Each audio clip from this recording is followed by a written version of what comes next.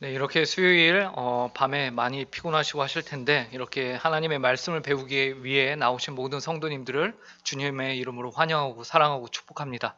우리 앞뒤 좌우에 계신 분들과 마스크를 쓰셔서 좀 험악해 보이기는 하시겠지만 그래도 우리가 눈으로서 그 험악함을 없애면서 같이 서로 인사하면 좋겠습니다. 사랑합니다, 축복합니다 라면서 서로 함께 마스크를 썼어도 저희가 말은 할 수 있기 때문에 사랑합니다 고백하면 좋을 것 같습니다.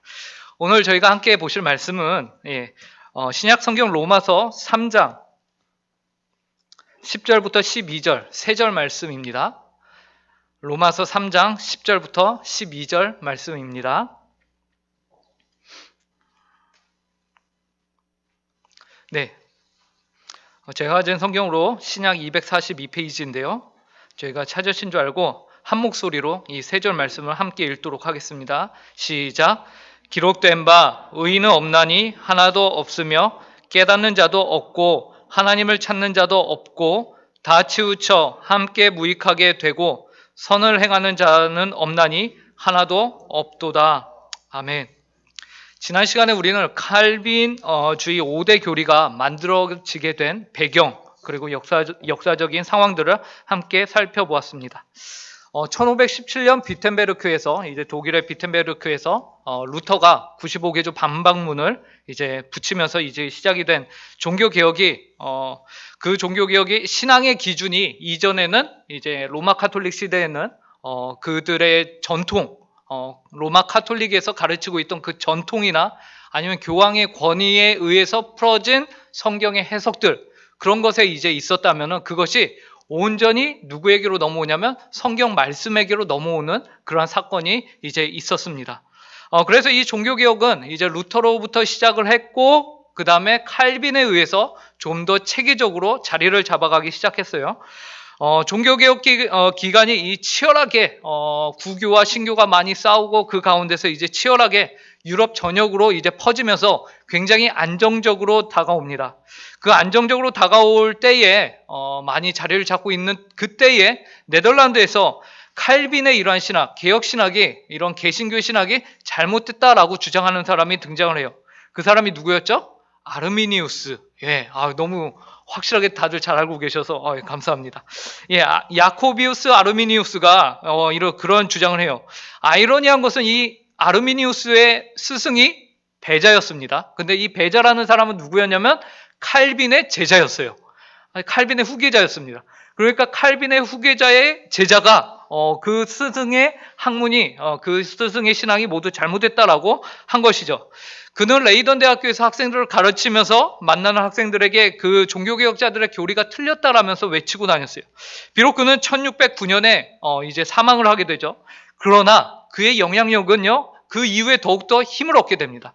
그래서 오히려 그가 죽은 그 다음 연도에 이제 교회를 추정하던 사람들 그리고 제자들이 모여서 목회자들이 모여서 5가지 항목으로 아르미니우스의 그 교리를 정리를 합니다.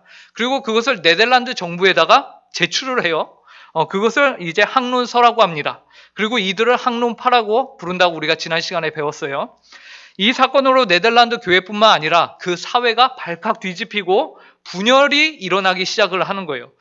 이 분열이 점점 심해져서 거의 시민들끼리 막 전쟁을 치를 시민 전쟁으로까지 이게 치닫게 되자 정부에서 도저히 안 되겠다 해서 어떻게 합니까? 다 모여봐 해갖고 이제 모여서 이 문제를 놓고 무엇이 더 성경적인가 우리가 한번 따져보자 라고 말하는 것이에요. 그래서 1618년에 도르드 헤르트라는 지역에서 이 지역을 이제 영어식으로 말하면 도르트가 되는 거예요. 그래서 도르드 헤르트 지역에서 목사님 그리고 장로님들 그리고 정치가들 그리고 신학교에서 가르치는 신학자들 그리고 심지어 외국 8개국에서 이제 사람들을 초청을 하죠. 그래서 이들이 모여서 장작 6개월 동안 이들이 회의를 합니다. 총 154번의 회의를 이들이 진행을 해요. 그래서 이들이 내리게 된 결론은 2가지입니다. 첫째는 무엇이냐면은 학론파 5개의 조항이 비성경적이며 이것을 우리가 거부한다라는 선언을 이들이 합니다. 그리고 두 번째는 여기에서 우리가 멈추지 않고 이것을 통해서 더 나아가서 이것을 신조로 만든다라는 것이었어요. 그래서 이제 생겨나게 된 게 도르트 신조입니다. 그리고 오늘부터 이제 이 도르트 웨이에서 만들어진 도르트 신조를 저희가 하나씩 이제 볼 텐데요. 총 5가지의 항목으로 되어 있어요. 교리로 되어 있습니다. 이 5가지의 교리들을 순서대로 보면요. 원래는 하나님의 선택과 유기를 먼저 말하고 있어요. 오늘 나눠주신 이 유인물 첫 번째 페이지를 보면요. 비슷하게 보이는 게 왼쪽 오른쪽에 하나 있고 가운데 화살표가 있습니다. 왼쪽에 있던 게요 도르트 신조의 순서고요. 오른쪽에 있던 게 칼빈주의 5대 교리의 순서입니다. 보시면요. 왼쪽에서는 제일 위에 무엇이 등장을 하냐면 무조건적인 선택이 등장을 해요. 이것은 하나님의 선택과 유기에 대한 내용이에요. 근데 이것이 순서대로 보면은 영어를 보시면은 철자를 보시면 ULTIP가 됩니다. 그죠? 이 순서를 이제 후대에 이 교리를 좀 더 우리가 쉽게 가르치고 까먹지 않을 방법이 무엇이 있을까 해갖고 사람들이 고민해서 만든 것이 이 순서를 사람들이 외우기 쉽게, 어떻게 외우기 쉽게? 네덜란드의 유명한 꽃이 뭐죠? 튤립.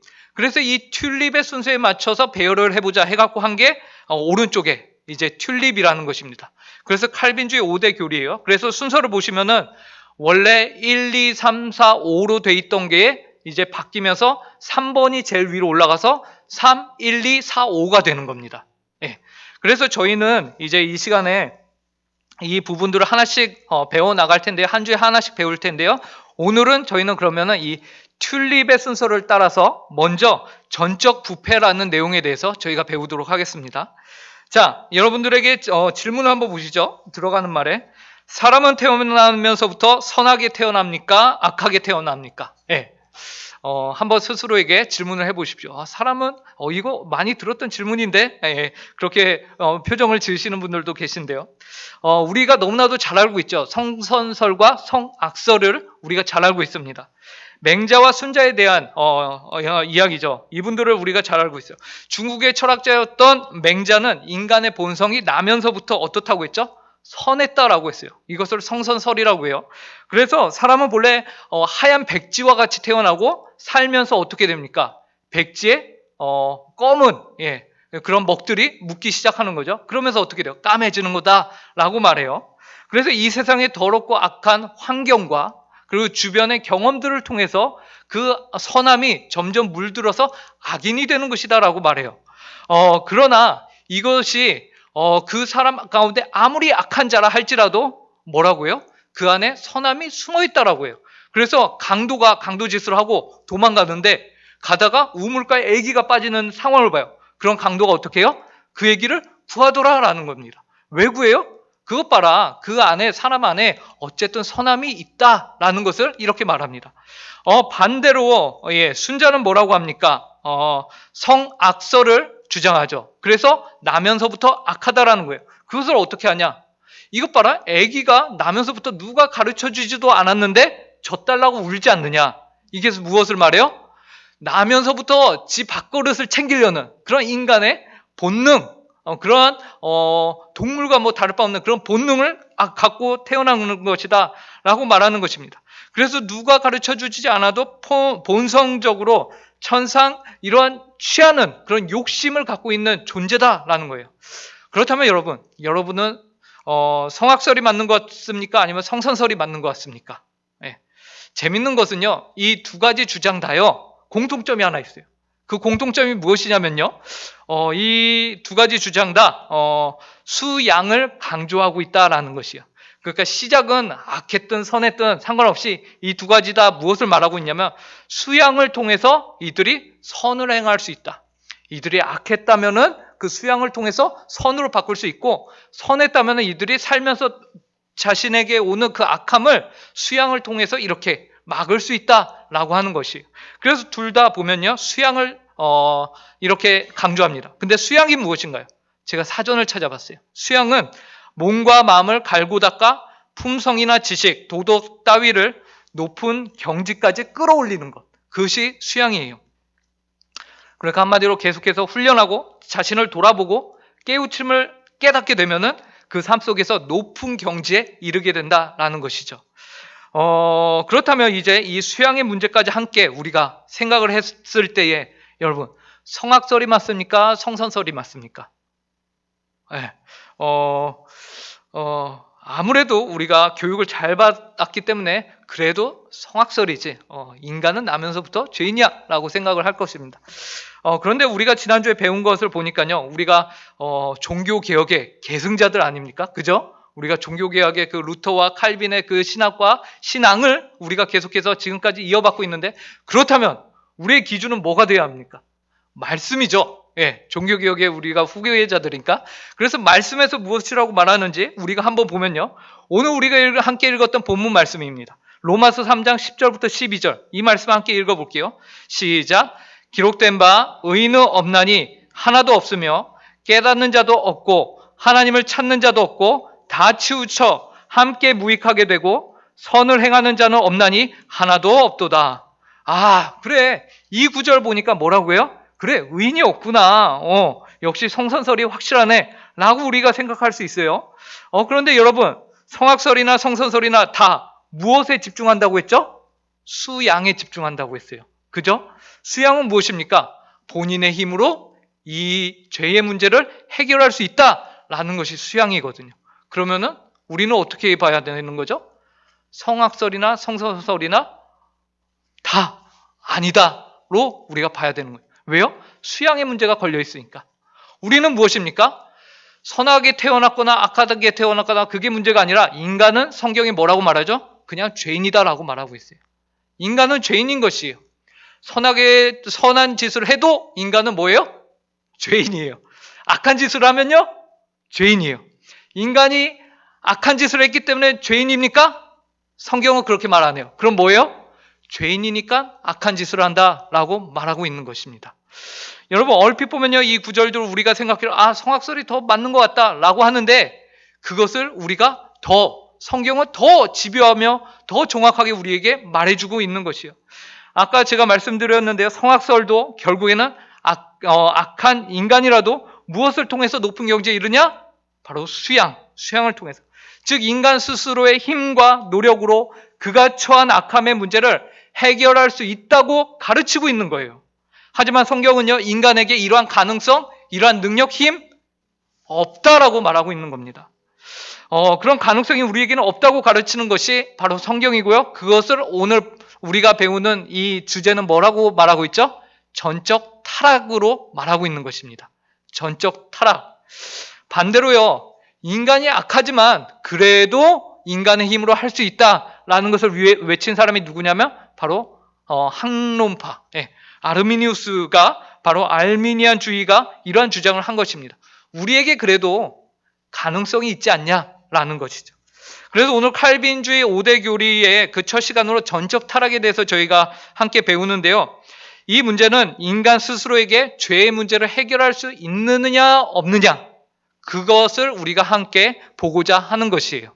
이 말은 그만큼 스스로 해결할 수 있는 만큼 인간이 덜 부패했느냐, 아니면은 아예 할 수 없을 만큼 완전히 부패했느냐, 그것을 우리가 한번 볼 거라는 얘기입니다. 자, 그럼 이제 도르트 신조에서는 왜, 무엇 때문에 학론파의 아르미니우스 주의의 주장과는 다르게 인간 스스로의 힘으로는 죄의 문제를 해결할 수 없다라고 주장했는지 함께 알아보도록 하겠습니다. 자, 첫 번째 튤립, 전적 타락. 이 우선 전적 타락에 대해서 우리가 알아보기 위해서는 인류의 첫 번째 타락을 우리가 봐야 해요. 그 첫 번째 타락이 어디에 나옵니까? 성경 창세기 3장에 나오죠. 우리가 너무나도 잘 아는 말씀대로 성경 창세기 3장에서 하나님이 그의 형상대로 남자와 여자를 창조하십니다. 그리고 하나님의 형상을 따라 지음받은 아담과 하와에게 하나님이 나를 대신하여 너희가 온 세상에 통치하고 다스리라 라고 말씀하시죠. 아담과 하와는 하나님의 말씀에 순종해서 아주 잘 성실하게 그 일을 하는 것을 우리가 살짝 성경에 보면 아주 살짝 볼 수 있습니다. 왜냐하면 시작하자마자 얼마 안 있어서 막 이름도 짓고 하다가 금방 실패하는 모습을 우리가 보죠. 하나님께서 이런 아담과 하와의 그 구분을, 그러나 나는 창조자고 너희는 창조물이기 때문에 이 구분을 어떻게 짓죠? 한 가지의 기준으로 짓습니다. 그것은 선악과예요. 그래서 선악과를 통해서 나는 너가 나의 대리 통치자로서 이 지구를 다스리지만 나는 그럼에도 이 온 만물의 주인이며 나는 창조주다. 너는 창조물이다. 라는 것을 이 선악과 하나로 하나님이 구분 지으세요.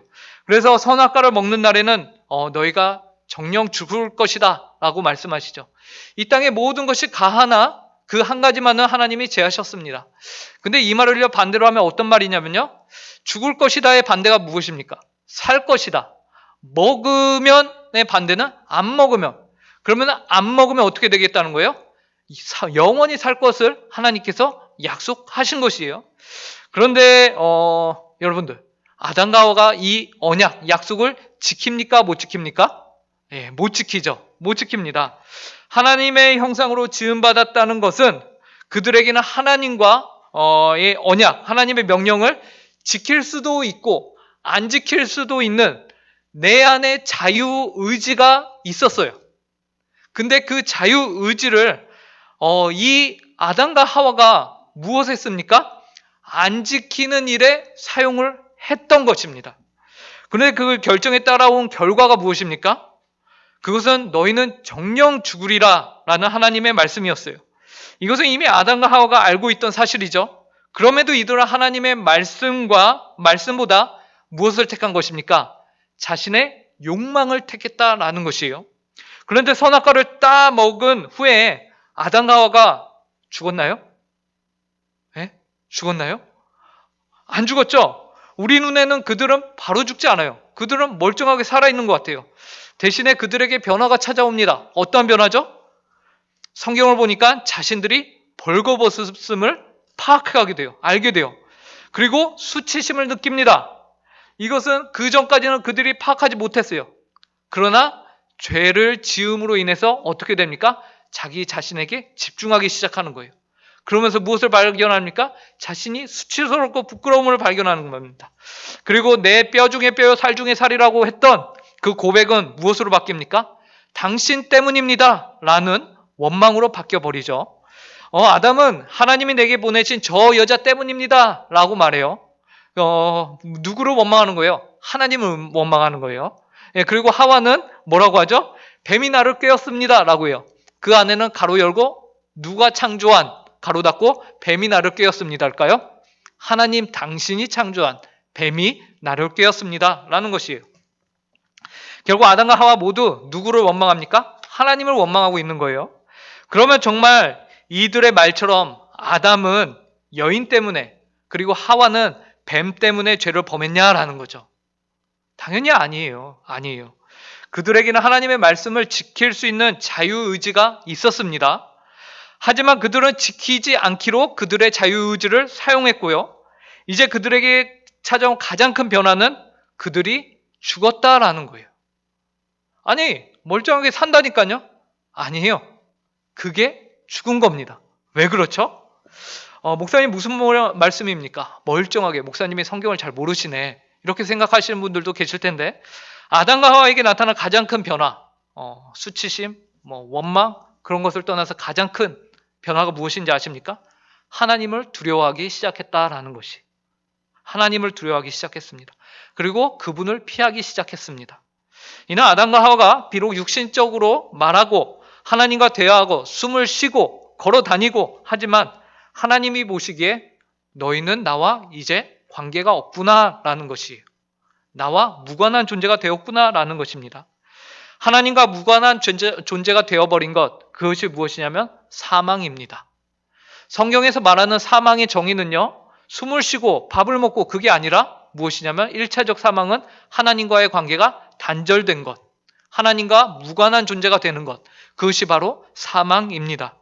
이는 단지 사과나무가 땅에서 뿌리째 훅 뽑힌 다음에 공중에 떠 있다고, 물론 떠 있을 수는 없지만 떠 있다고 한번 상상을 해봅시다. 그래서 그 뿌리로부터 흙이랑 분리가 되었고 물하고도 분리가 되었어요. 그렇다고 그 나무의 이파리들이 바로 사사사삭 하면서 말라버릴까요? 아니죠. 네. 나무의 뿌리가 뽑힌다고 그 나무에 달려있던 사과 열매들이 바로 우수수수 떨어질까요? 아니죠. 한동안은 있단 말이에요. 하지만 우리는 그 나무를 뭐라고 봅니까? 그 나무가 살까요? 죽은 나무죠. 네. 왜요? 땅과 분리가 되었으니까. 물과 분리가 되었으니까. 생명의 근원과 분리가 되었기 때문에 그것은 죽은 나무예요. 이와 동일하게 아담과 하와가 선악과를 따먹은 이후에 그들이 보인 하나님에 대한 거부감, 하나님에 대한 두려움, 하나님과의 관계의 단절은요, 무엇을 의미하냐면 그들이 죽은 존재다라는 것을 의미하는 거예요. 더 이상은 그들이 하나님께로 갈 수 없고 그들은 하나님을 피하는 존재로 전락해버린 겁니다. 그래서 에덴 동산에서 숨죠. 그들을 찾는 분이 하나님이셨지 결코 아담과 하와가 그들 하나님을 먼저 찾지 않았습니다. 아담아 너가 어디 있느냐 라고 부르신 분은 하나님이세요. 죄인된 인간에게 먼저 손을 내미시고 다가서시는 분은 누구냐면 하나님이세요. 결국 전적 타락의 부분에서 우리가 집중할 것은요, 타락한 인간이 그럼에도 스스로의 힘으로 하나님을 찾을 수 있느냐라는 문제인 거예요. 여러분, 찾을 수 있을까요, 없을까요? 그러한 가능성이 인간에게 남아있느냐, 없느냐의 문제를 보고 있는 것입니다. 이것이 바로 우리가 오늘 보게 될 전적 타락 교리의 주제예요. 그런데요, 사람이 전적으로 타락했다고 할 때 우리는 구체적으로 세 가지를 생각해 봐야 합니다. 그것은 누가 전적으로 타락했는지, 그 대상, 그리고 그 대상이 어느 정도까지 타락을 했는지, 그리고 그 인간 스스로에게 가능성이 남아있는지, 이런 것들을 우리가 한번 이렇게 짚고 넘어가 봐야 돼요. 우선 성경은 세상의 모든 인간이 타락을 했다라고 말하죠. 이 부분을 생각하기 위해서 우리는 창세기 3장을 뛰어넘어서 성경 전체적으로 뭐라고 말하고 있는지를 한번 보겠습니다. 자, 로마서 5장 12절. 두 번째 페이지를 보시면요. 두 번째 페이지 제일 위에 보시면요. 타락의 범위가 나옵니다. 자, 타락의 범위를 어느 선까지라고 적혀 있습니까? 전적으로 타락했다라고 적혀 있어요. 그러면은 모든 인간에게까지 타락을 했는데 그 인간에 대한 상태를 우리가 함께 말씀을 통해서 보겠습니다. 로마서 5장 12절이에요. 함께 읽어보도록 하겠습니다. 시작. 그러므로 한 사람으로 말미암아 죄가 세상에 들어오고 죄로 말미암아 사망이 들어왔나니 이와 같이 모든 사람이 죄를 지었으므로 사망이 모든 사람에게 이르렀느니라. 이 말씀은요, 참 친절하게 우리에게 뭐라고 가르쳐주고 있습니까? 사망이 누구에게 이르렀다고 하죠? 모든 사람에게 이르렀다라고 말하고 있습니다. 그런데 그 죄로 말미암아 누구에게까지 미쳤냐면 모든 사람에게 이 사망이 미쳤는데 최초의 사람, 한 사람으로 말미암아 이 죄가 들어왔대요. 그 사람은 누구죠? 아담. 아담을 통해서 죄가 들어오고 그것을 통해서 이 땅에 태어나는 모든 사람, 한 명도 빼놓지 말고 모든 사람이 다 전적으로 타락한 존재다. 그들에게 사망이 임했다라고 말하고 있다라는 것이죠. 자, 그래서 세상에 태어나는 모든 사람이 죄인이구나, 타락했구나. 여기까지는 오케이, 우리가 이해했어. 그러면 그 다음에는 무엇을 봐야 합니까? 그렇다면은 그 타락한 사람들이 어느 정도까지 타락했냐? 라는 것이죠. 육신적으로만 타락했나? 아니면은 생각만 타락했나? 무엇이 어느 정도로 타락했나? 우리에게 혹시 가능성이 남아있지는 않을까? 라는 것을 우리가 볼 거예요. 자, 어느 영역까지 타락했냐? 라고 했을 때 성경은 우리에게 모든 영역까지 타락했다라고 말하고 있어요. 예레미야 17장 9절을 함께 읽겠습니다. 시작. 만물보다 거짓되고 심히 부패한 것은 마음이라. 그렇다면 모든 사람이 태어나면서 타락했는데 마음이 또 타락했대요. 여러분, 마음이 타락한 것 같고 왜 우리 전부 다 타락했다고 할까라고 우리가 생각할 수 있는데요. 이 마음이 타락하는 것은요, 우리의 행동, 우리의 생각, 우리의 모든 전인격이 타락한 것을 의미합니다. 마태복음 15장 18절에서요, 예수님이 이런 말씀을 하세요. 입에서 나오는 것들은 마음에서 나오나니 이것이야말로 사람을 더럽게 하느니라. 곧 사람의 모든 행실과 그의 언행이 어디로부터 시작한다는 것이죠? 마음으로부터 시작한다는 것이에요. 그렇기 때문에 이 마음의 타락이 결국 그 사람의 모든 삶의 타락으로 연결이 된다라는 것입니다. 여러분, 사람은요 지정의가 있습니다. 그래서 지식적으로 알고 그것을 의지를 다해서 내가 아는 것을 내가 그대로 행하겠다라는 사람은 없어요. 예, 없습니다. 아는 것을 그대로 사는 사람은 없어요. 대신에 그 가운데 지식과 행동 사이에 무엇이 들어가죠? 마음의 동의가 들어갑니다. 그래서 이게 옳구나. 지식은요 그 마음의 동의를 만드는 데 있어서 도움을 줍니다. 이러한 것들이 있어. 그래서 무엇이 더 이로울 거야, 무엇이 옳은 것 같아 라는 지식적인 사고를 줍니다.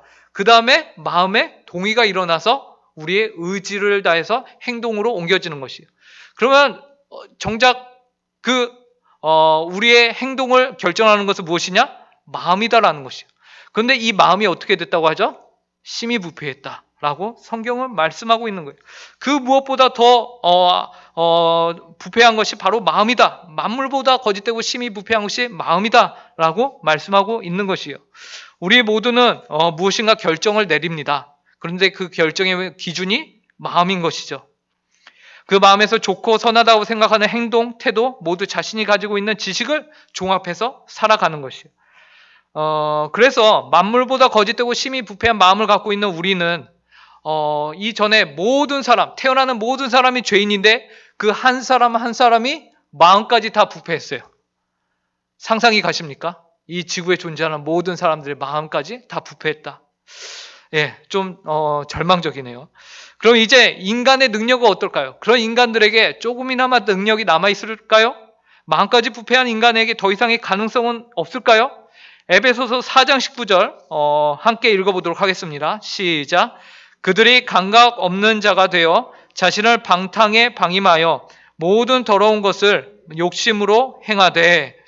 이제 구원을 얻을 만한 지식이나 선을 행할 수 있는 능력이, 모든 능력이 인간에게 없음을 말하고 있죠. 인류는 무엇을 따라 살 뿐입니까? 욕심을 따라 사는 존재가 되어버렸어요. 모든 더러운 것을 욕심으로 행하는 존재가 되어버렸다라는 것이죠. 이러한 인간에게 임한 전적 타락의 결과는 무엇이냐면요. 네, 영적으로 어떠한 존재가 되었냐면 죽은 자가 되었습니다. 죽은 자가 되는 것이에요. 선악과를 따먹는 날에는 너희가 반드시 죽을 것이다 라는 하나님의 말씀은 전혀 틀리지 않았어요. 오히려 그 말씀은 진리였습니다. 참 생명은 육신이 걸어다닌다고 참 생명이 아니었던 거죠. 하나님과 올바른 관계를 맺고 있느냐? 그것이 진짜 생명이었던 것이에요. 그래서 잠언 4장 23절에 이런 말도 있습니다. 모든 지킬 만한 것 중에 더욱 내 마음을 지키라. 생명의 근원이 이에서 남이니라. 자신의 마음 중심에 하나님을 모시고 있지 않는 인류에게는 더 이상 생명이 없다라는 것이에요. 그러나 전적으로 타락한 인류에게는 더 이상 그들의 생명이 되시는 하나님과의 관계가 없기 때문에 그들은 하나님을 모시고 있지 않아요. 그들의 마음은 여러분 사망 선고가 내려진 겁니다. 예. 비록 몸은 움직이고 말도 하고 맛있는 것도 먹고 식도락도 하고 즐겁게 살 수 있어요. 하지만 그 인생은 사망 선고가 이미 내려진 거예요. 하나님과 무관한 삶을 살기 때문이죠. 죽은 자, 곧 시체가 되었다라는 겁니다. 그런데 여러분, 시체가 움직이는 거 본 적 있으세요? 예, 없죠? 시체는 못 움직여요. 그리고 시체가 느낀다, 그런 거를 들어보신 적 있으세요? 시체가 반응합니까? 요즘 하도 좀비 관련된 영화랑 막 그런 소재들이 많이 나오는데 여러분 그거 허구고요. 예. 실제로 시체가 반응하는 걸 본 적이 있냐고요? 없잖아요. 그죠? 영적인 시체들이 어떻게 그 생명의 영이신 하나님을 앞에 반응할 수 있느냐라는 것이요. 없다라는 것이죠. 우리의 결론은 없다라는 거예요. 즉 영적으로 죽은 자, 곧 시체가 되었다는 것은 아무리 좋은 것이 바로 눈앞에 있어도요. 그것을 파악을 못해요. 그것을 인지를 하지 못하고 느끼지 못합니다. 여러분 그렇기 때문에요. 이 세상에 로마서를 보면은 온 천하에 하나님의 영광을 드러내는 것들이 넘쳐나고 그 하나하나마다 하나님에 대한 손길이 다 담겨져 있다라고 말하고 있어요. 그런데 이 세상 사람들이 그것을 보고 하나님을 발견합니까? 발견 못하죠. 왜요? 영이 사망 선고를 받았기 때문입니다. 그래서 어렴풋하게 무엇만 느끼죠? 와우, 아름답구나. 끝. 와, 사진 찍자. 예. 나 이런 데 다녀왔어. 이런 거 봤어. 이것 좀 봐봐. 카톡. 이러고 끝인 거예요. 그 이상이 없습니다. 하나님을 영화롭게 하거나 하나님과 교제를 하거나 하나님을 예배하는 일이 그 가운데서 일어날 수가 없는 이유가 이미 그 영이 시체와 같이 사망 선고를 받았기 때문입니다. 그러므로 타락한 존재라는 말은요, 생명이 되시는 하나님의 말씀을 듣거나 그 말씀에 대해서 스스로 알아갈 수 있다거나 혹은 스스로의 힘과 능력을 가지고서 어떤 선한 무엇을 내가 취할 수 있는 능력이 없음을 말하는 것입니다. 오히려 시체는 시간이 지나면 갈수록 그 안에서요, 악취만 나요. 악취가 더 날 것입니다. 더 그 안은 부패에 썩어갈 것이에요. 인간의 전적 타락으로 죽은 자가 되었다는 것은 시간이 지나면 지날수록, 세월이 가면 갈수록 그 삶 가운데 무엇이 쌓여가는 것이죠? 죄가 쌓여가는 것이에요. 당연히 악취만 납니다. 전적 타락은 이처럼 우리에게 주어진 사망 진단서입니다. 두 번째 인간의 전적 타락의 결과는 무엇입니까? 하나님의 무엇을 잃었을까요? 형상, 하나님의 형상을 잃었습니다. 이처럼 죽은 자 사망 진단서가 내려진 인간은요, 당연히 그들에게 있었던 하나님의 형상도 잃게 되었어요. 하나님의 형상을 잃었다는 것은 하나님께서 태초에 아담과 하와를 지으시면서 그들에게 주셨던 그 인생의 목적도 잃었다라는 것이에요. 그래서 어디로 가야 할지, 어떻게 살아야 될지, 무엇이 참 의미 있는 인생인지를 이 사람들은 알 수가 없어요. 예. 하나님의 원래 모습, 지식의 충만함, 거룩의 충만함, 의로움의 충만함, 모두 하나님의 형상을 잃게 되었고 그 결과 하나님이 그들에게 원하셨던 목적도 상실하게 되었기 때문입니다. 그래서 하나님의 형상을 잃은 그들은요, 이 마음 가운데 뭐를 담고 있냐면은 공허함을 담고 있습니다. 그래서 이 공허함을 뭐로든 좀 채워야겠는 거죠. 그래서 세상에서 좋다고 하는 것, 세상에서 야 이거 한번 해봐, 이건 진짜야 라는 것들을 다 채워다가 그 공허함을 채우기 위해서 쑤셔 넣고 있죠. 하지만 그게 채워지나요? 채워지지 않아요. 무한하신 하나님의 그 공허함은 유한한 무엇으로도 채울 수가 없는 것이에요. 그 하나님, 재밌는 것은요, 그들의 그러한 노력이요, 굉장한 문명의 발전을 가져왔다라는 것이에요. 예, 신기하죠? 예, 창세기 4장에 보면요, 가인의 후손들이 등장을 해요. 이 가인의 후손들이 에덴 동쪽 노시라는 땅에서 쫓겨나서 이제 거주하면서 무엇을 만드냐면 문명의 시작, 성을 만듭니다. 예, 성을 만들어요. 그리고서 자신들이 그곳에서 성을 왜 만들어요? 자신들이 외부로부터의 그 핍박이나 그런 것으로부터 안전하기 위해서. 이 말은 즉 자신들의 인생을 누가 책임지겠다는 거예요? 내가 책임져야지. 나 아니면 내 인생 누가 책임져줘? 하나님을 믿는 거예요? 안 믿는 거예요? 안 믿는 거예요. 그래서 하나님과 단절된 무관한 이들이 행한 일은 무엇이냐면요, 성경에 보니까 야발이라는 사람이 나오는데요, 이 사람은 가축을 치는 자의 조상, 예, 가축업의 조상이 됩니다. 예. 그리고 유발은 수금과 퉁소를 잡는 모든 자의 조상, 음악적인 부분에서 이제 조상이 등장하는 거예요. 두발가인은 구리와 쇠로 여러 가지 기구를 만드는 자로 등장을 합니다. 이처럼요, 하나님이 없으니까 스스로 살아내야 하는 이들이요, 어떻게 살아요? 어떻게 보면 더 열심히 살아요. 하나님 믿는 사람들보다. 저는 주변에 이런 걸 많이 봐요. 왜냐면 저 스스로가 그랬거든요. 제가 중고등학교 때 공부를 안 했습니다. 왜요? 하나님이 내 인생 책임져 주지 하면서 공부 안 했어요. 나중에 후회 엄청 했습니다. 예. 그런데요, 이처럼 세상을 사는 사람들이요, 독하게 살잖아요. 그죠? 자신들의 눈을 부릅히고 그것을 위해서 성취하기 위해서 살거든요.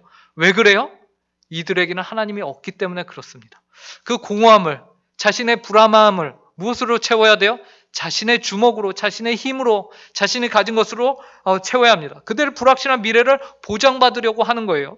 오늘날에도 동일합니다. 수많은 사람들이 인생을 어떻게 살아야 하는지 혹은 무엇을 위해서 살아야 되는지 모르고 있는 형편이에요. 그래서 그 세상의 모든 사람들이 찾고 결정하고 하나님이 아닌 다른 것들로 그 빈자리를 채우죠. 그것들이 주로 오늘날에는 돈, 섹스, 권력, 이 세 가지로 다 모여지고 있는 것 같아요. 이 세 가지가 서로 뒤엉켜 갖고 사람들이 살아가고 있습니다. 그런데 그 결과가 어떻습니까? 일시적인 만족을 줄진 모르지만 결코 영원한 만족은 줄 수 없죠. 오히려 시간이 지나면 지날수록 시체에서 썩은 냄새가 더 나듯이 그들 안에 있는 공허함은 더 큰 구멍으로 그들을 허무한 가운데 허덕이게 만들 뿐이에요. 자, 그리고 세 번째 전적 타락의 결과 하나님의 형상을 잃은 인류는 더 이상 무엇을 행할 수 없고 무엇만 짓게 되는 것일까요? 예, 선을 행할 수 없고 죄만 짓게 되는 것입니다. 여기에서 선이라 함은요, 하나님이 인정하는 선이고요. 그리고 여기에서 죄라는 것은요, 하나님이 인정하지 않는 선을 포함합니다. 예. 여러분, 이 세상의 선에는요, 절대적인 선과 상대적인 선이 있습니다. 예. 상대적이라는 말은 남과 비교해서 남보다 나은 거지, 절대자이신 하나님이 보시기에는 터없이 부족한 선이에요. 예. 사실 이러한 상대적 수준의 선도요, 하나님의 은혜가 아니고서는 있을 수 없어요. 존재할 수 없는 거예요.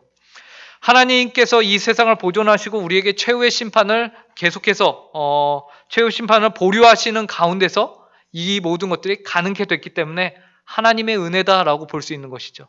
그러나 그럼에도 불구하고 이러한 선들이요, 상대적인 이러한 성들, 남보다 더 잘 살고, 남보다 더 좋은 아빠, 더 좋은 직장, 남보다 더 착한 선생님, 남보다 더 좋은 무엇 그런 것들은요, 결코 우리에게 구원을 1도 가져다 주지 못한다라는 사실을 우리는 잊어서는 안 됩니다.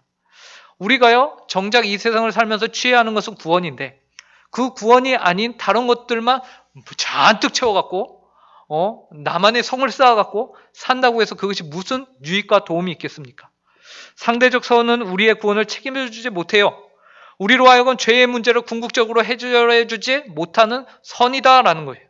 그래서 상대적으로 좋은 부모, 친구, 이웃, 직원, 학생은 있을 수 있지만 하나님 보시기에 부족합니다. 이러한 상대적 선이요, 마치 우리가 여러분들 부루마블 게임 아세요? 예, 부루마블 게임이라고 이제 네모난 판자 위에서 주사위 던져서 아이들이 함께 하는 게임이 있습니다.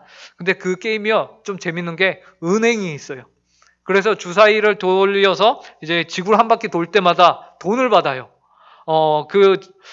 게임판을 한 바퀴 돌 때마다 돈을 받는데 그 돈을 모아갖고 땅도 살 수 있고 건물도 지을 수 있어요. 그래서 그 안에서는요, 그 돈이 은행에서 얻는 돈이면은 빌딩을 몇 채, 그리고 나라를 막 몇 개를 내가 소유할 수 있단 말이에요. 그래서요, 제가 그 돈을 갖고 은행에 갑니다.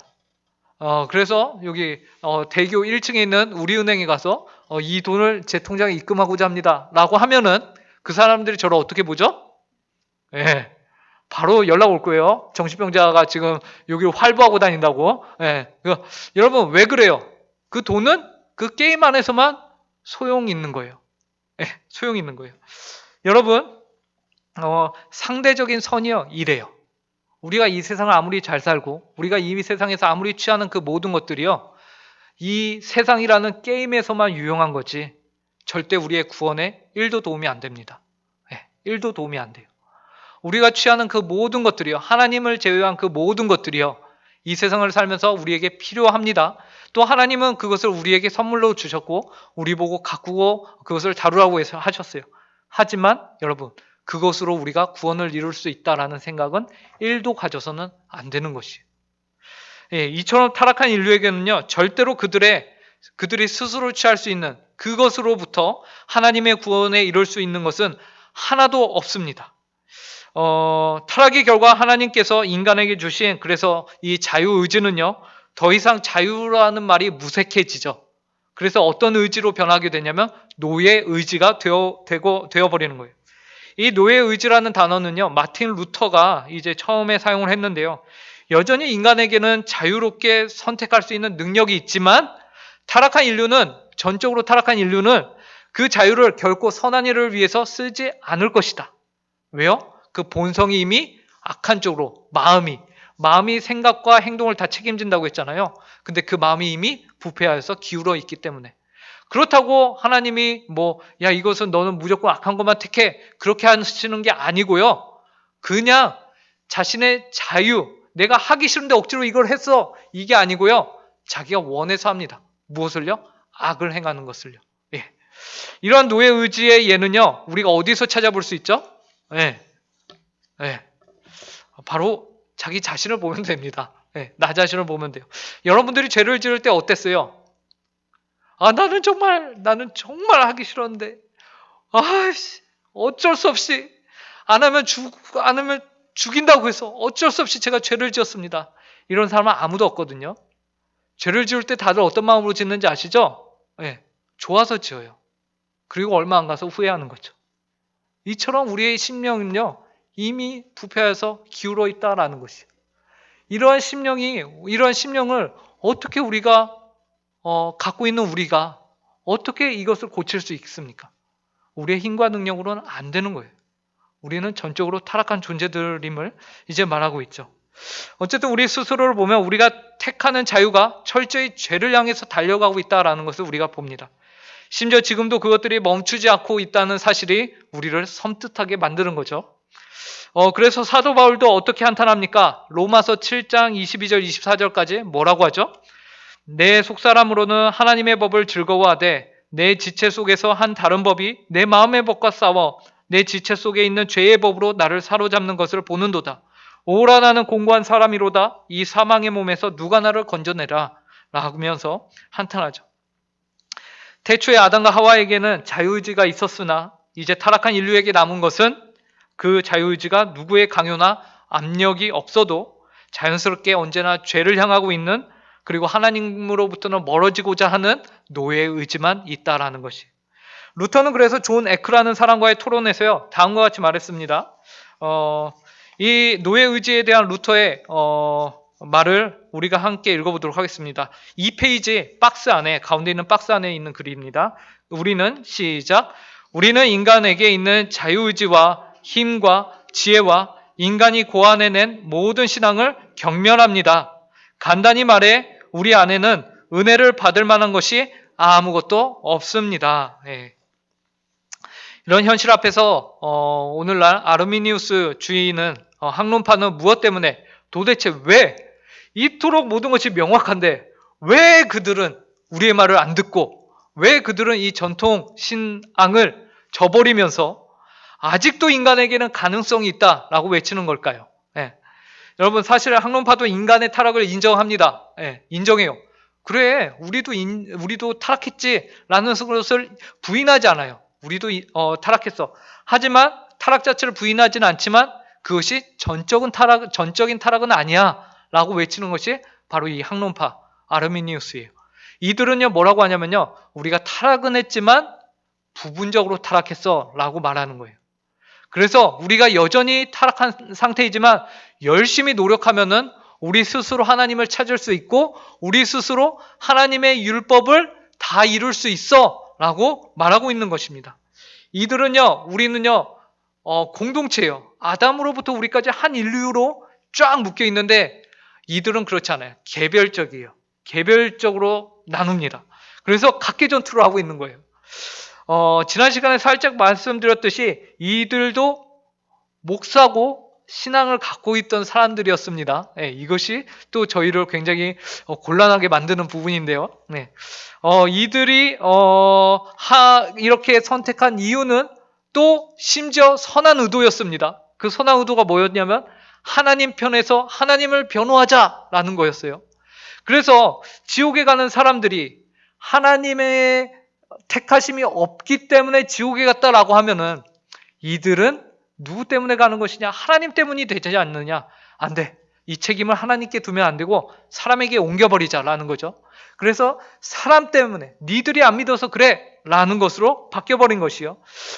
이 선한 의도가요 나쁜 열매를 맺습니다. 어떠한 열매였죠?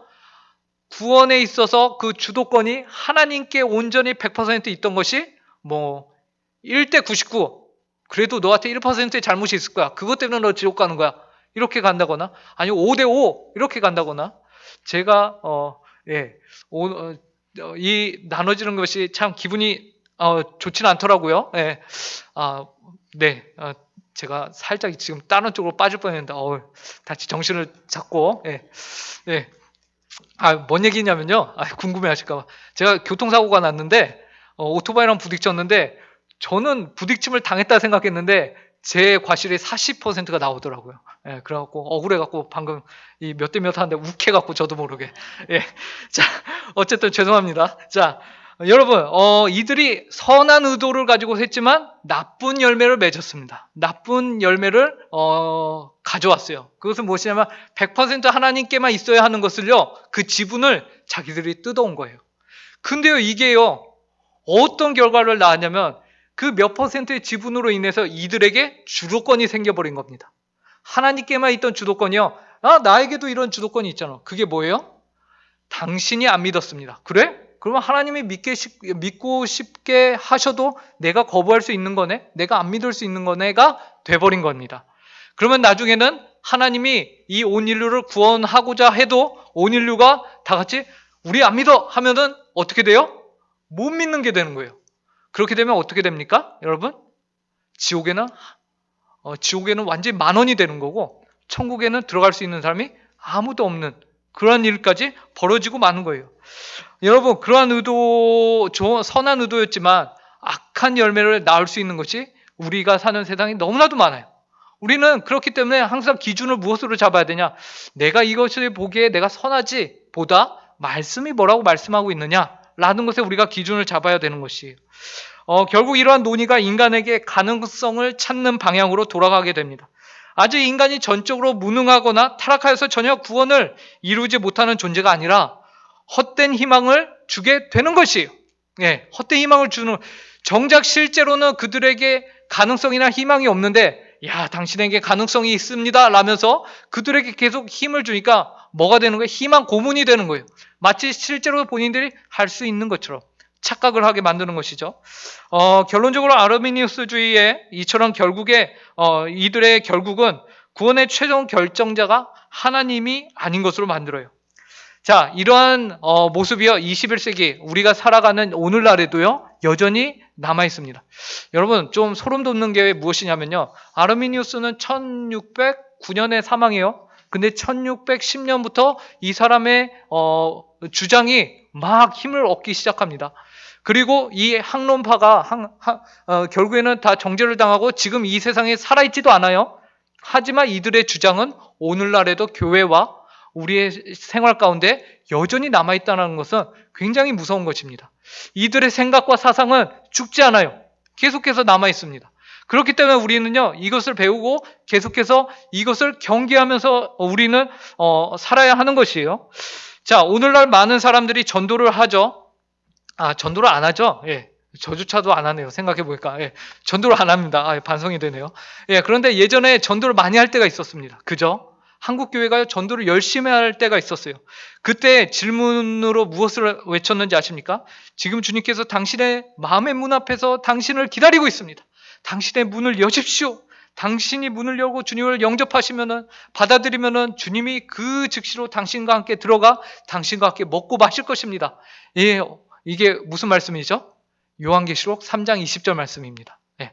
요한계시록 3장 20절 말씀을 근거로 이제 불신자들에게 전도를 하면서 이 말씀을 했어요. 그런데 우선 이 말씀은요, 불신자들을 상대로 성경에 기록된 말씀이 아닙니다. 이 말씀 요한계시록 3장 20절에는요, 이제 소아시아의 7교회 중에서요, 라오디게아 교회를 향해서 하신 말씀이에요. 근데 그 교회는 어떤 교회죠? 성경에 말하기를 너희는 어떻게 차지도 않고 너희는 어떻게 뜨겁지도 않냐, 이런 답답한 교회야 하면서 주님이 말씀한 교회가 바로 이 교회예요. 그러니까 이미 예수님을 믿었는데 그 마음이 냉랭한 자들, 예. 오늘날로 말하면은 이제 한때 뜨겁게 주님을 믿다가 이제는 주일날 예배만 잘 드려도 칭찬받는 성도, 그런 사람들에게 이제 말하고 있는 거예요. 그러니까 불신자들을 향한 것이 아니며 전도를 위한 말씀도 아니었습니다. 신앙이 있는 자들을 향해서 너희들이 뜨겁던지 차던지 해라 라는 의미에서 하신 말씀이죠. 그런데 이 말씀을 어떻게 하고 있죠? 당신이 문을 열면 이라고 말하고 있어요. 요한계시록 3장 20절 말씀이, 네, 저희가 3페이지 제일 위에 보시면 있습니다. 함께 한번 읽어보도록 하겠습니다. 볼지어다 시작. 볼지어다 내가 문 밖에 서서 두드리노니 누구든지 내 음성을 듣고 문을 열면 내가 그에게로 들어가 그와 더불어 먹고 그는 나와 더불어 먹으리라. 네. 여러분, 이 말씀을 보면요. 이 말씀을 전도에 적용시키면 뭐가 돼요? 내가, 뭡니까? 문 밖에서 주님이 두드리면서 들어오고 싶어도 들어오지 못하는 주님이 되어버려요. 그리고 주님이 결론적으로 들어올 수 있는 것은, 누가 허락할 때요? 내가 허락할 때요. 그러면 구원이 누구에게 있는 겁니까? 나에게 있는 것이 돼요. 나에게 구원의 주도권이 넘어오게 된 것이죠. 이것을 우리가 외쳤는데 여러분, 구원의 주도권이 우리에게 있습니까? 우리는 전도를 할 때 이런 태도로 전도를 해서 안 돼요.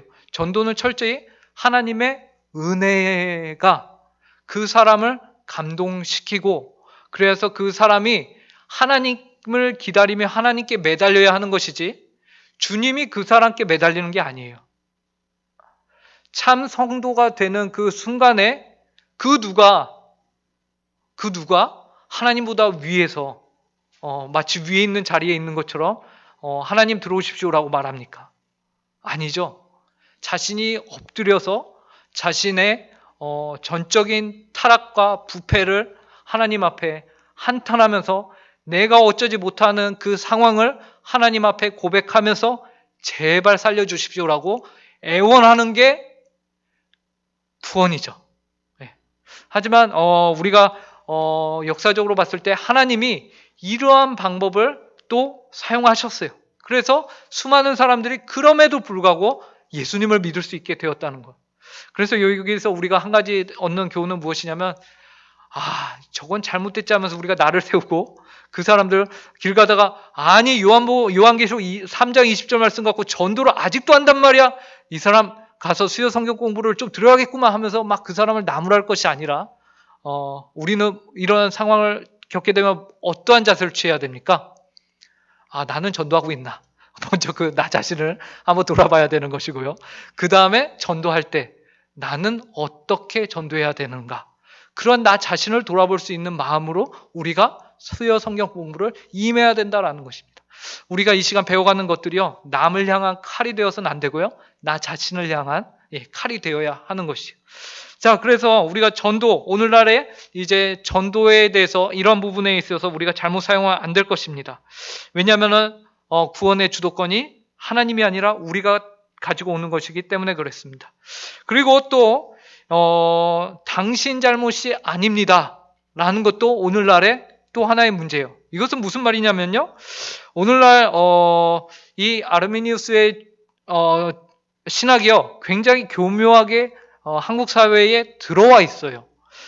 그래서 교회 파고 들어와 있는데 그것은 무엇이냐면 당신 잘못이 아니에요. 이게 뭔 말이냐면 죄가 있어야 하는 그 자리에 죄 대신 상처라는 단어로 대체합니다.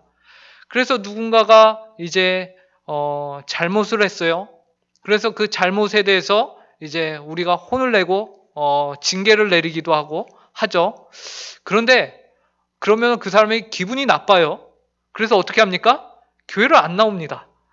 그리고 한 주, 두 주 안 보여요. 그러면은 징계를 내렸던 사람의 마음이 어떻게 되죠? 미안하기도 하고 이게 마음에 걸리는 거예요. 그래서 어떻게 되죠? 점점 그런 일들이 한 건, 두 건, 세 건 나오면서 그래, 역시 기독교는 사랑의 종교지 하면서 어떻게 합니까?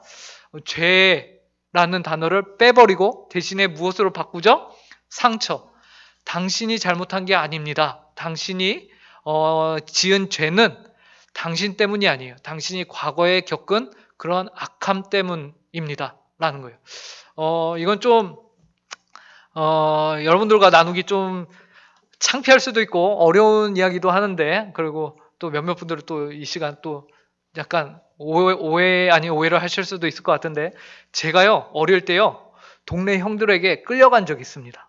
끌려가서요 이제 소위 말하면 이제 안 좋은 이제 그런 형들에게 놀림을 당한 거죠. 그 다음에 이제 제가 크면서 이제 쉽게 말하면 어린 나이였는데 형들이 저를 데려가서 이제 제가 원하지 않는 이제 그런 나쁜 행동을 한 거죠.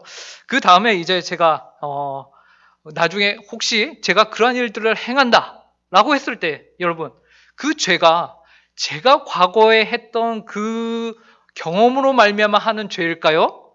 아니면은 내가 죄인이기 때문에 행한 죄일까요? 당연히 내가 죄인이기 때문에 한 죄예요. 예. 경험 때문에 한 것이 아닙니다. 그런데 오늘날 많은 사람들이요, 이 죄를 거북해하고 듣기 싫어하니까 사람들이 어떻게 하죠? 이 죄를 상처로 바꾸는 거예요. 그래서 어떻게 합니까? 당신이 받은 상처 때문에 당신이 어쩔 수 없이 죄를 지었군요. 라고 사람들이 바꿔버리는 것이죠. 근데요, 이렇게 되면요, 문제가 있습니다. 그 문제는 무엇이죠? 진짜 죄를 직면하지 못해요. 그죠? 사람이 직면하지 못해요. 그 직면하지 못하면 어떻게 됩니까? 그 문제는 해결받을 수가 없는 거예요. 진짜 문제는 문제가 무엇인지 알 때 해결이 되는 것인데, 진짜 문제는 문제가 뭔지도 모르는 것이 진짜 문제인 것이죠. 네. 그래서요, 네, 그것을 직면을 안 한다는 것은 한마디로 암이 걸린 환자가 있는데 그 암 환자에게 세상에서 제일 잘 드는 진통제를 계속 투여하는 겁니다. 그러면요, 환자가요, 살아날까요? 안 살아날까요? 예, 자신이 아프지 않으니까 막 뛰어다니고요. 그죠? 근데 그 몸은 어떻게 돼가고 있는 거예요? 죽어가고 있는 거예요. 예. 죄를요, 죄로 보지 않고 이것을 상처로 바꾸면서 하나씩 하나씩 피해가기 시작하는 것입니다. 이러한 부분들을 우리가 조심해야 한다라는 것입니다. 그래서요, 우리는 이러한 세상을 향해서요, 거침없이 이 세상은 전적으로 타락했습니다. 라고 외칠 수 있어야 하는 것이에요. 이 모습이 어쩌면 이 시대를 정면으로 거스르는 행위일지 모르지만요. 그럼에도 불구하고 우리는 외쳐야 합니다.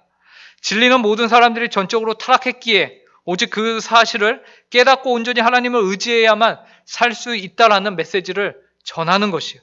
그런데 이러한 일이요, 마치 거대한 항공모함에서요, 반대 방향으로, 항공모함이 정말 크잖아요. 그 항공모함이 가고 있는데, 이쪽으로 막 가고 있는데, 나는 그 항공모함의 반대편으로 막 달리고 있는 마치 그러한 일과 같아요. 예. 여러분이 항공모함과 반대로 혹은 항공모함에 보트를 하나 실었다고 생각해 보세요. 그래서 그 보트에서 내가 노를 젓고 있어. 근데 항공모함과 반대 방향으로 노를 젓고 있어. 여러분 방향이 바뀔까요? 안 바뀔까요? 안 바뀌어요. 힘들까요? 안 힘들까요? 무지하게 힘들죠. 그래도 그것을 포기해야 됩니까? 말아야 됩니까? 포기하지 말아야 돼요. 이거 쓸데없는 거, 이거 왜 하고 있는 거야? 하고 노를 집어던지는 순간, 그거 진짜 큰일 나는 거예요. 네. 이것을요, 손봉우 교수님을 아시는 분들도 계실 텐데, 그분이 뭐라고 말씀하셨냐면, 선지자적 비관주의라는 말을 만드셨어요. 그분의 논문에 기재를 하셨어요. 그래서 선지자들이 듣던 안 듣던, 선지자들을 외친다고 이스라엘이 안 망했습니까? 망했죠. 남유다도 망하고 다 망했잖아요. 회개했습니까? 안 했어요. 그럼에도 그들이 어떻게 했습니까? 그들이 어차피 안 이룰 거 그냥 포기해 했습니까? 아니요. 끝까지 외쳤습니다. 이와 같이 오늘날을 살아가는 우리 성도들이요, 이와 같이 외쳐야 된다라는 것이요. 무엇을요? 우리는 전적 타락한 존재들입니다. 라는 사실을 나 스스로도 알고 우리 이웃들에게도 담대하게 외쳐야 하는 것이에요. 여러분, 그래서요, 우리가 이 전적 타락은요, 오히려 우리에게 어떠한 유익을 주는지 아십니까? 하나님을 전적으로 의지하게 만듭니다. 왜냐하면 하나님 없이는 우리가 아무것도 할 수 없는 존재들이기 때문에 그렇습니다. 그래서 이 전적 타락을 온전히 내가 믿으면 믿을수록요, 우리가 믿을 분은, 우리가 바라볼 분은 예수 그리스도 하나님의 은혜밖에 없는 것이죠.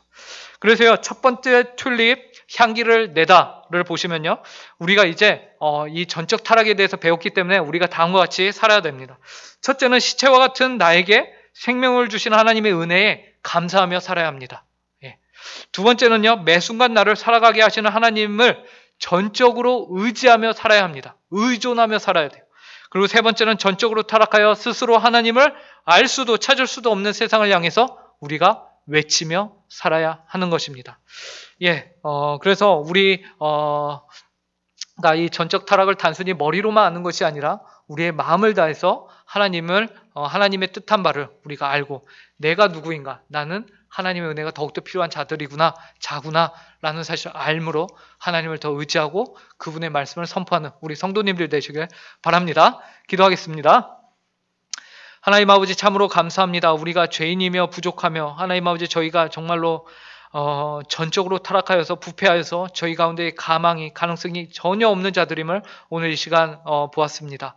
하나님 아버지 그럼에도 불구하고 이러한 저희를 위해서 저희의 모든 이런 전적인 타락의 죄를 위해서 예수님께서 십자가에 못 박혀 돌아가시고 주님께서 받으신 그 의롭다 하심을 그 부활의 은혜와 능력을 또한 저희에게도 허락하여 주심에 감사합니다. 저희의 죄는 가져가시고 하나님의 의의는 저희에게 허락하여 주시니 하나님 아버지 앞으로 저희가 이 세상을 사는 날 동안 아직도 하나님 아버지 자신의 무능함과 타락함 가운데 부패한 가운데서 자신 스스로를 제대로 바라보지 못하는 이들을 위해서 우리가 기도하고 그들을 위해서 내가 받은 은혜를 함께 나누며 주님께 영광 돌리는 삶을 사는 우리 모든 성도들 되게 하여 주시옵소서. 하나님 아버지 저희가 하나씩 하나씩 주님에 대한 교리를 배워나갈 때에 그것이 남을 향하는 것이 아니라 나 자신을 향할 수 있게 하여 주시고 그러한 은혜 가운데 더욱더 저희가 주님과 동행하며 하나님이 어떠한 분이신가를 더 깊이 깨닫는 저희 모든 성도들 되게 하여 주시옵소서. 감사하며 이 모든 말씀 예수님의 이름으로 기도합니다.